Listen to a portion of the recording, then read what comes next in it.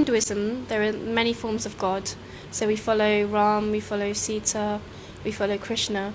But is there one particular form of God that we should be praying to, be it Matarani or be it Krishna, or are they all just representatives of one sole God? Okay, this question actually worries or confuses a lot of Hindu youngsters. And forget about Hindus, it confuses the non-Hindus even more. Because they think this weird religion has got so many gods. And if I ask all of you, look, Shiva, do you think it's ultimate, almighty? You say, yes. Vishnu, yes. Ultimate, almighty, yes. Ultimate, yes. And Mother Goddess, of course, Mother Goddess. How can we forget them? She's ultimate too.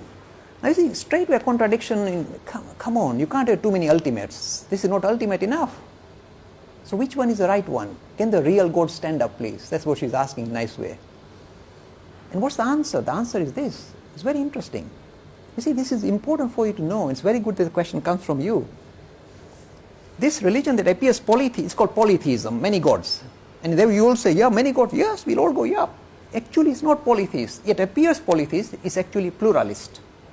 It says the same ultimate reality that you are trying to relate to, you can call it by different names and give it different forms. Names and forms can be different, but the same reality, ultimate reality. So not many gods, but many ways to think about God. This is a big difference. If you said many gods, it's a naive, not well thought out religion at all. They have not thought it out properly. When I say many ways to think about God, that's grand, it's majestic.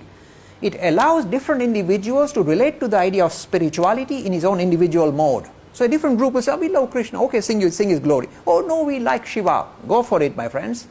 The way you are relating to the ultimate is through the name and form of Shiva. Go for it. This is the answer. The name the Hindus give the comprehensive idea of God is, you'll be surprised, is Brahman. Now the word Brahman, there is no person, like Brahma is a different person, not Brahma. We're talking Brahman, Brahma.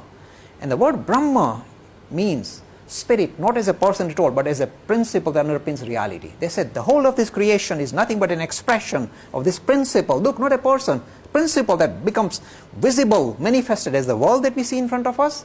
And the same principle, Brahman, becomes more visible, becomes clearer as living things, and the most clearest vision of this Brahman, this principle, is humanity, men and women. That's why I said you are the clearest manifestation of God on earth. Where else will you find your God? He is lighting you up. Not you, everybody. So this is a principle-oriented religion, but then it allows a personalized approach, because he said, look, why don't we just talk Brahman, and why should we have bother with Ram and Krishna and Shiva and Mother? The reason why we have to bother is because we are human. And you've got human failings, or if you like, human limitations. As we are human, the only way we can build a relationship with this principle called Brahman is to think of this principle as a personality. Suppose I say, build relationship with Brahman. You say, what do I do now?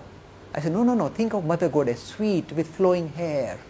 And you want to say, oh, mommy. Now, it's easy to build relationship.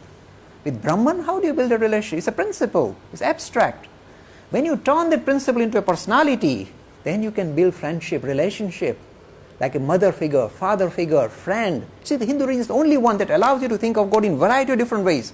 Not just father in heaven, like Christianity, mommy in heaven. Why not mommy? Mommy is a sweeter, kinder, cuddlier, less hairy than daddies. Why can't you think of God like mommy? Why daddies all the time? Why fixation?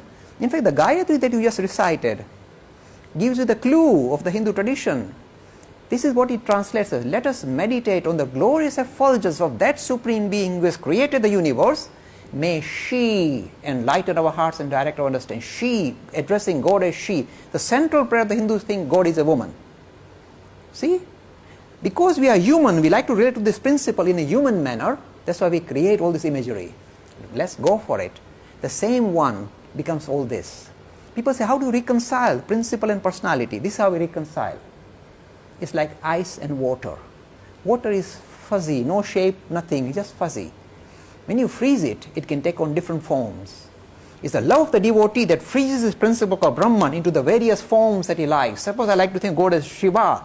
This principle reduces itself and becomes Shiva and comes in front of me and interacts with me. This is Hinduism.